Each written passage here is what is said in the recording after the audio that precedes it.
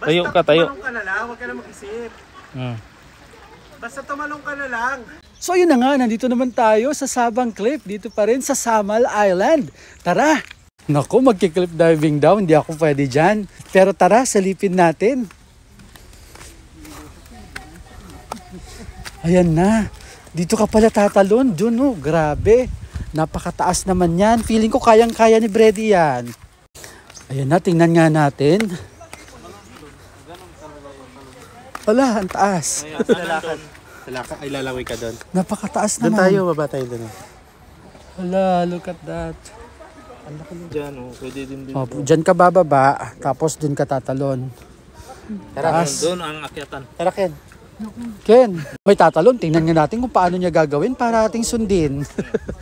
Ayan. Ayan na, tatalon na siya. Ala, yun na! Wow, good job. Dahil walang gustong tumalon, dito na lang tayo. Magsiswimming tayo dito sa isang sulok na to.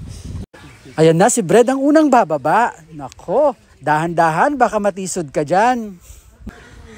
Ngayon naman, si Kasipit naman ang pababa. Tignan natin. Dahan-dahan lang, Kasipit. Dala mo pa yung power bank mo. Kayang-kaya yan. Let's go. Ayan, nandito na tayo sa gilid. Ang linaw ng tubig. Tapos bato-bato naman yung dito sa gilid. Hindi ka mapuputikan. Tuloy lang ang paglalakad. Ay, tatalon daw si Brady. Tara, ating kunan. Tatalon din si Brady. Tingnan natin kung kanyang kakayanin. Ayan na. Marunong ka lang umangoy. Ayan na. Paano kaya itong chinelas ko? Agis mo yan. Ayan na, tatalon na si Brady. Ayan na, ayan na, ayan na.